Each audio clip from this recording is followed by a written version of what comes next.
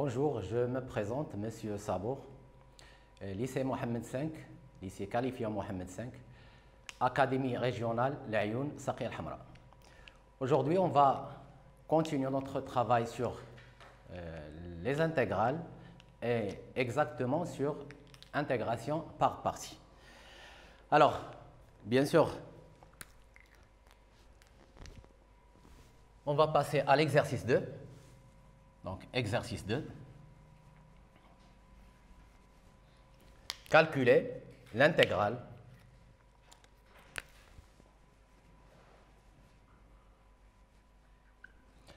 J2, l'intégrale de 1 à E, par exemple, de lnx d de x. D'accord, on sait que la fonction lnx est une fonction continue sur l'intervalle 0 plus l'infini, bien sûr l'intervalle ouvert. En particulier, il est continu sur cet intervalle-là, en E, et donc ln de x admet une fonction ou bien des fonctions primitives. On va essayer de calculer cette intégrale et en même temps déterminer une primitive de cette fonction ln en utilisant l'intégration par partie.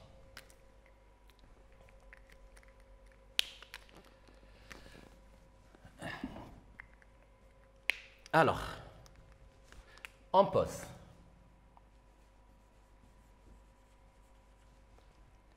U de x égale lnx et v' de x égale 1. Parce que c'est le produit de deux fonctions. Une fonction, c'est la fonction ln, et l'autre, c'est 1.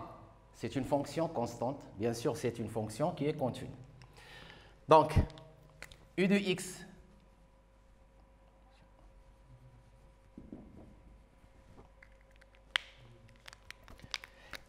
égale ln de x implique que u' de x égale 1 sur x. v' de x égale 1. Là, il n'y a pas d'implication, donc v de x, je vais prendre x. Une primitive de 1, c'est x. Bien sûr, pas forcément x. On va voir ça dans l'exemple suivant. Et donc, que devient cette intégrale J2 égale, on va faire la multiplication ici. On commence par x, puis lnx. On a vu ça hier. Donc, c'est x lnx entre 1 et e moins l'intégrale de 1 à e de u' de x fois v de x. Ça veut dire 1 sur x fois x d de x. Donc, comme il y a la multiplication, je ne vais pas mettre des parenthèses. Alors, je ne vais pas remplacer, pas encore. Donc, x ln x entre 1 et e, ou bien de 1 à e, moins l'intégrale de 1 à e de 1 d de x. Une primitive de 1, c'est x, x ln x de 1 à e moins 1 à e, que je peux mettre sous la forme x ln de x moins x entre 1 et e. Et là, par hasard, je tombe sur une fonction primitive de la fonction ln. Donc, une primitive de la fonction ln, c'est x ln, bien sûr, c'est cette fonction-là, définie par f de x ou bien g de x, grand f de x égale x ln x moins x. Alors, si on veut s'assurer de ça, il suffit de dériver cette fonction et on tombe sur la fonction ln de x. Bien sûr, dans les exercices, on n'a pas le droit d'utiliser cette fonction comme fonction primitive de ln. Ça reste toujours un exercice et pas une proposition ou bien propriété ou bien théorème. Donc, on n'a pas le droit d'utiliser cette fonction. C'est vrai que c'est une primitive de la fonction ln. Maintenant, je remplace. Alors, ça donne e ln e moins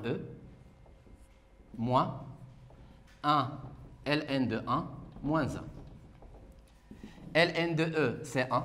Donc, ça reste e moins e, bien sûr, fois 1, ça. Moins ln de 1, c'est 0. Moins 1, ça donne plus 1. Donc, égale 1. Alors, je rappelle, l'intégrale de 1 à e de ln de x d de x. Comme on n'a pas de fonction primitive usuelle de cette fonction ln, alors on a utilisé l'intégration par partie. Et en utilisant cette intégration, on tombe sur une primitive de la fonction ln. D'accord, je vais prendre un autre exercice similaire. Exercice 3.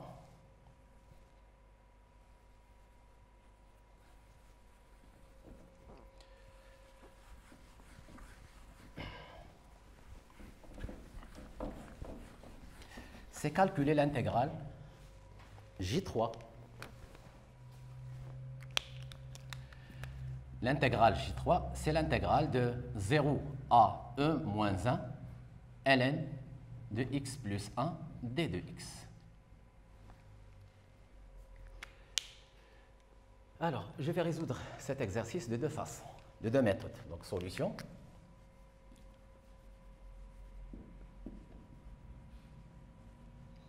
Première méthode.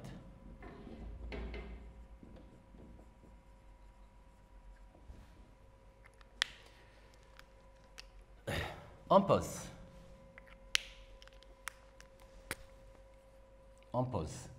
u de x égale ln de x plus 1. Bien sûr, x appartient à 0, e moins 1, et v' de x égale 1. Donc, u de x égale ln de x plus 1 implique u' de x égale, bon, c'est logarithme de f de x, et là pour dériver f' de x sur f de x. Donc là, la dérivée de cette fonction f définie par f de x égale x plus 1, c'est 1, donc il reste 1 sur x plus 1. Et v' de x égale 1, v de x. Pour la première méthode, je vais faire comme font tous les élèves, v de x égale x. Mais pour la deuxième méthode, ça ne sera pas x, ce sera autre chose.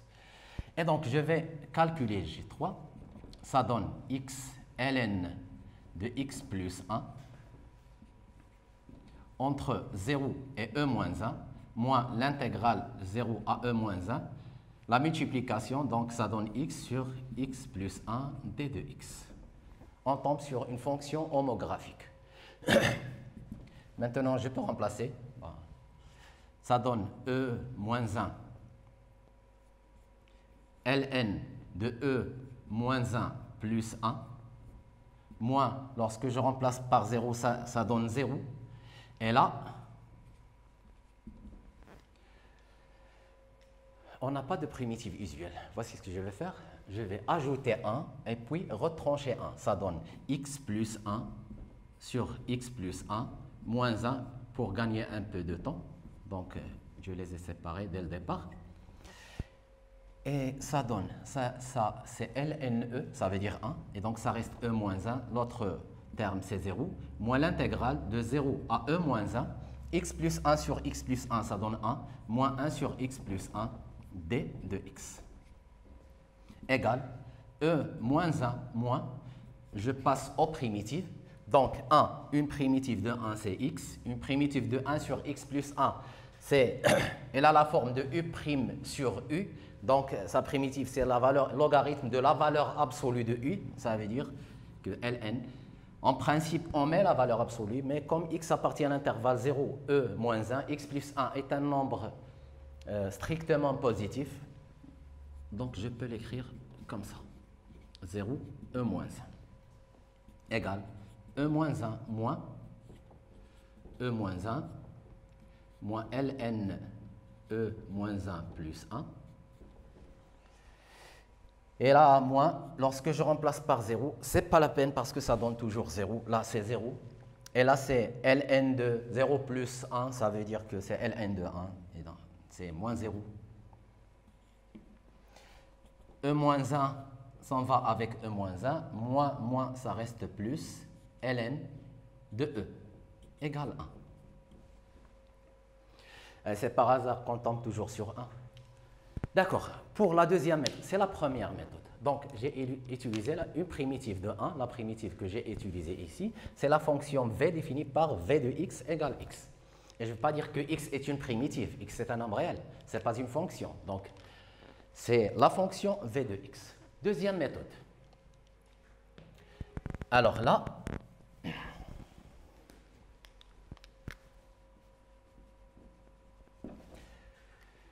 pour la deuxième méthode, je vais garder cette partie. D'accord? Je vais garder celle-là parce que u de x égale ln x plus 1 u prime c, mais je vais changer la primitive dans ce cas-là. Alors, je vais changer la primitive de 1. V de x égale, je vais prendre x plus 1, d'accord? Pourquoi? Parce que j'ai le droit d'ajouter une constante.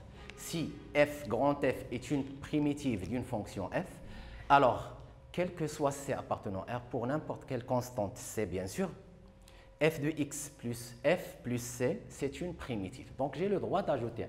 Bien sûr, la dérivée de v, ça donne toujours 1. Et donc, que devient J3? Et qu'est-ce qu'on va gagner? J3 égale, je commence toujours par cette expression, x plus 1, cette ln de x plus 1, entre 0 et e moins 1, voici ce que je vais gagner. 0 jusqu'à e moins 1 de x plus 1 fois 1 sur x plus 1 d de x égale. Là, on remplace, on a déjà remplacé dans la première méthode. Et donc, ça donne E moins 1 plus 1, ln de E moins 1 plus 1, moins, lorsqu'on remplace par 0, ça donne 0, moins l'intégrale. Alors maintenant, vous remarquez la différence. Il y a une différence entre ce terme et le terme précédent, x sur x plus 1. Donc là, c'est E, ln de E, moins une primitive de 1, ça donne x, entre 0 et E moins 1, égale E moins 1, moins 0, c'est E moins 1, donc ça donne 1. D'accord. Maintenant, on va passer à une autre situation dans laquelle on sera forcé d'utiliser l'intégration par partie 2 fois. Alors, exercice 4. Et là, l'intégrale, ça va être J4.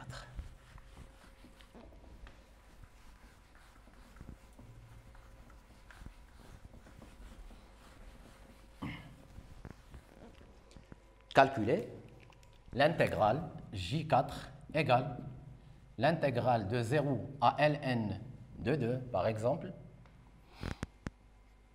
de x carré exponentielle x d de x. Les alpes. Ça, c'est un monome. Mono, ça veut dire 1. C'est un cas particulier d'une fonction polynôme. Ça veut dire, là, on a P. Et là, c'est l'exponentielle, ça veut dire E. Et vu l'ordre,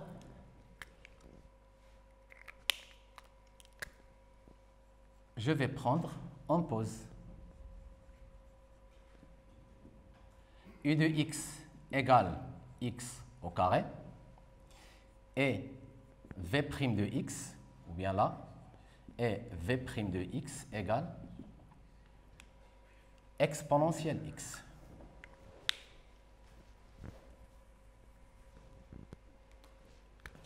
Donc, u de x égale x au carré implique que u' de x égale 2x. v' de x égale exponentielle x. On sait qu'une primitive de exponentielle x, c'est exponentielle x, on l'a déjà vu. Donc, v de x égale exponentielle x. Et donc, J4, cette intégrale n'est autre que x au carré exponentielle x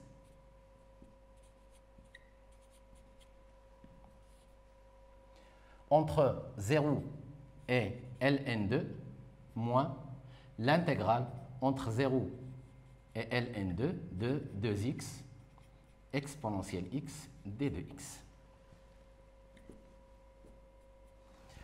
Donc, je vais remplacer par ln2, ça donne ln2 au carré, que je vais écrire comme ça, ln carré de 2, exponentielle ln2, moins 0, pourquoi? Parce que lorsque je remplace x par 0, x carré, ça donne 0, moins, je peux faire sortir le 2 bien sûr ici, comme je peux laisser l'intégrale comme elle est, 2x exponentielle x d de x.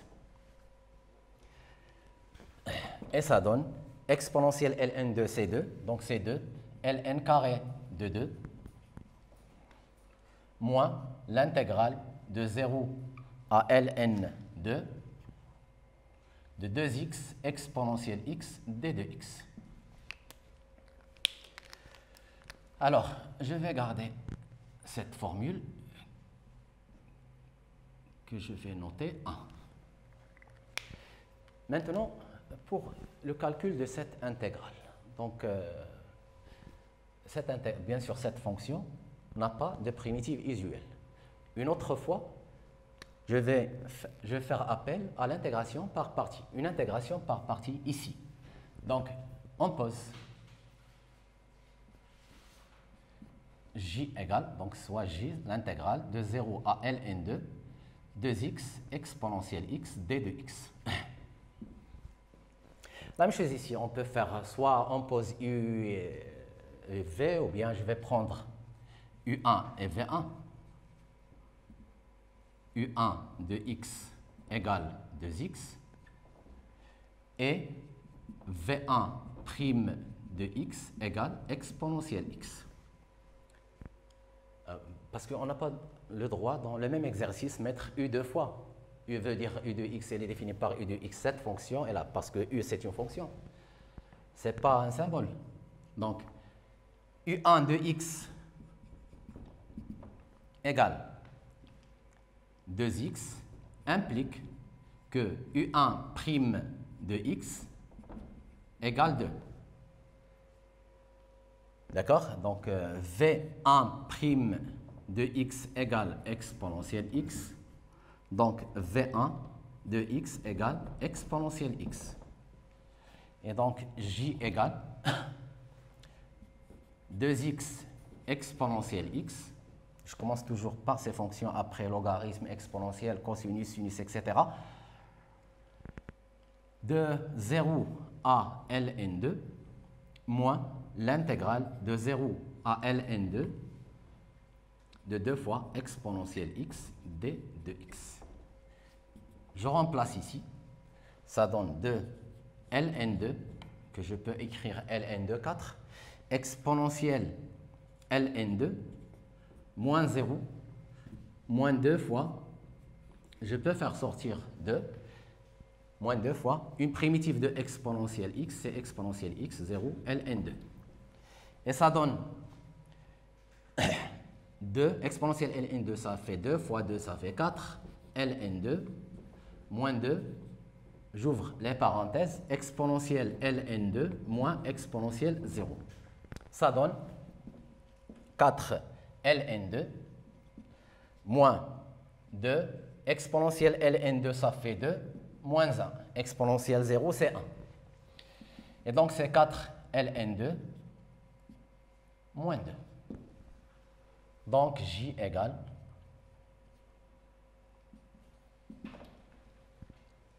4 ln2 moins 2. Là, je vais l'encadrer. Et c'est la deuxième chose que je vais utiliser. De 1 et 2, qu'est-ce qu'on va déduire?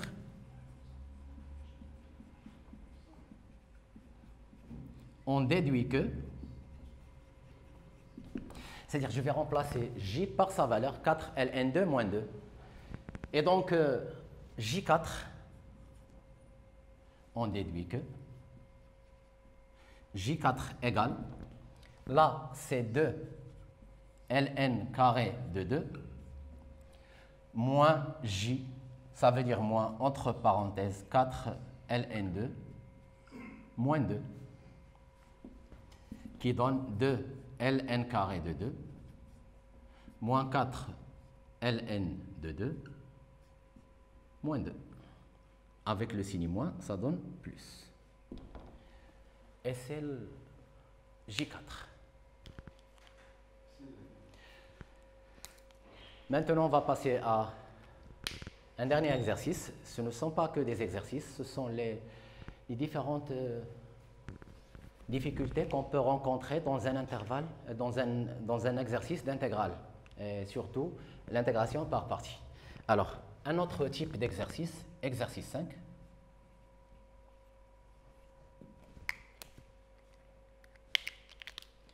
Calculer,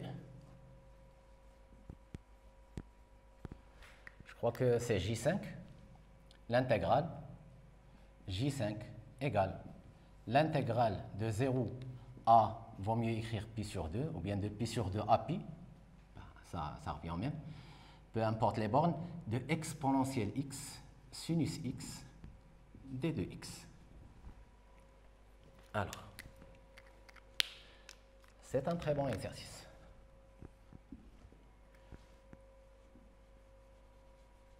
Solution, les Alpes. Ben, là, on a le choix entre prendre u de x égale exponentielle x ou bien u de x égale sinus x. Ça revient au même. Mais on va conserver cet ordre. On pose.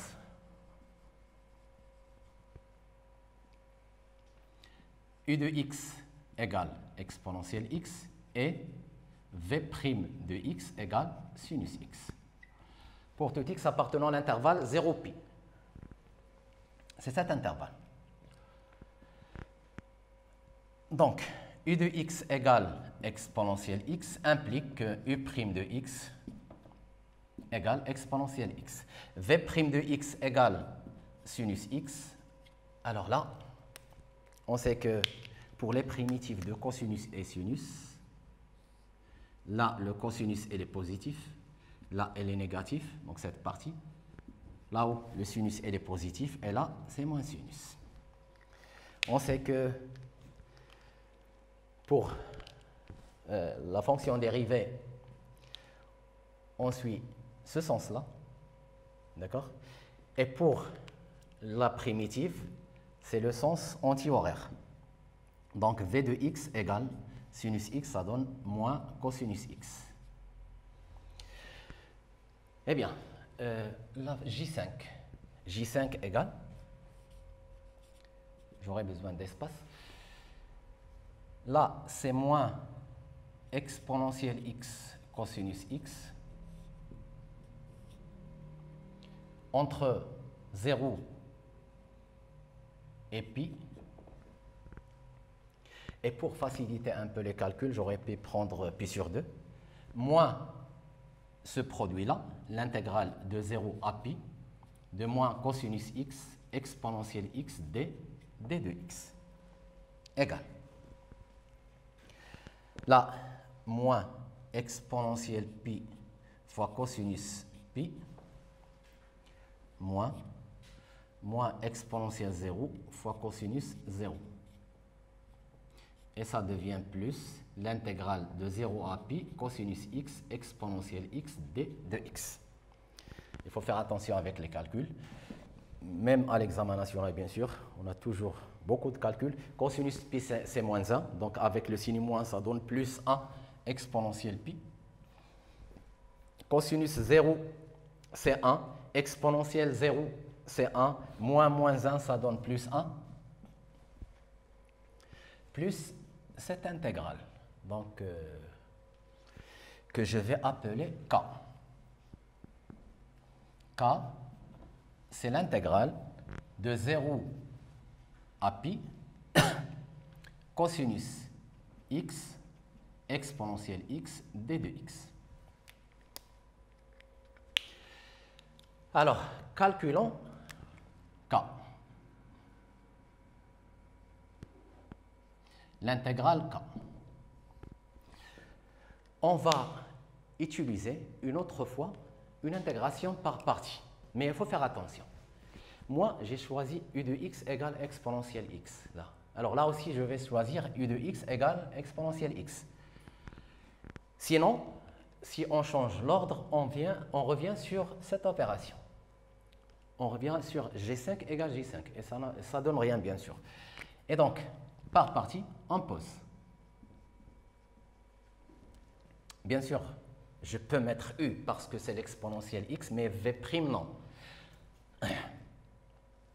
U de x égale exponentielle x et v' de x égale cosinus x.